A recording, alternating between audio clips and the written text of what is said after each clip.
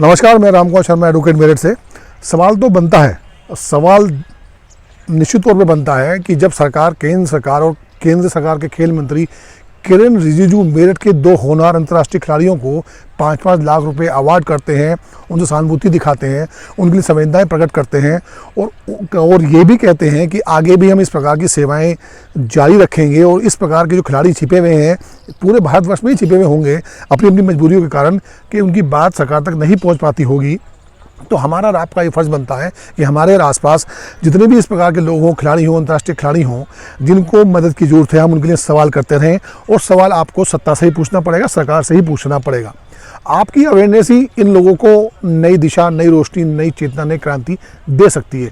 मैं केंद्र सरकार का मेरठ की पूरी जनता की तरफ से केंद्र सरकार के मंत्री किरेन रिजिजू जी का हार्दिक अभिनंदन, स्वागत और धन्यवाद देता हूं और कहता हूं कि मेरठ आपके स्वागत के लिए आंखें पिछाए बैठा है। आपने जिस प्रकार से एक बॉक्सर, अंतर्राष्ट्रीय खिलाड़ी को आपने नई पहचान दी है, उसकी आर्थिक मदद करी है, उसके भाई तीरंदाज को जो गरीबी की चादर ओढ़ के सब्जी का ठेला लगाकर अपना जीवन यापन कर रहे थे, अपने पिता के साथ जीवन यापन कर रहे थे, उसके साथ आपने जो मदद की हाथ बढ़ाया है, मेरठ उसको याद रखेगा, तहे दिल से याद रखेगा। और साथ ही मंत्री जी, मैं आपको जिस ग्राउंड में मैं खड़ा हुआ हूँ, ये हॉकी का ग्राउंड ये बनाया जा रहा है और पिछले 4-5 सालों से ही बनाया जा रहा है। आप उसको देख सकते हैं, इस ग्राउंड का पूरा सब है ना, ये शायद भ्रष्टाचार की भेंट चढ़ चुका है। मेरा आपसे निवेदन है, और लगातार निवेदन मैंने किया है कि इस तरफ भी तवज्जो दीजिए। खेलो इंडिया के तहत, प्रधानमंत्री जी की योजना के तहत, उनके सपनों के भारत के तहत कि खिलाड़ी यहाँ खेलेंगे और भारत का नाम रोशन करेंगे, तो इस प्रकार से नाम तो रोशन होगा नहीं मंत्री जी। तो मंत्री जी इस तरफ भी देखिए कि किन लोगों की वजह से ये इसका निर्माण कार्य रुक गया है, या पैसों की कमी से रुका है या भ्रष्टाचार की कमी से रुका है। जो भी कारण रहे हों, आज यहाँ खिलाड़ी खेल पाने में असमर्थ हैं और चील और गिद्ध यहाँ पे आगे बैठ जाते हैं। शायद चील और गिद्ध जो है ये बताते हो कि भ्रष्टाचार की नई प्रकाष्ठा है ये। मंत्री जी, जिस प्रकार से आपने मेरठ के खिलाड़ियों का मनोबल बढ़ाया है, उनको आर्थिक मदद करी है, आप इसको भी जो है अपना संज्ञान में लेंगे और इसको जल्द से जल्द निर्माण कार्य करेंगे। मेरठ को एक एस्ट्रोटर्फ का एक ग्राउंड मिल सके।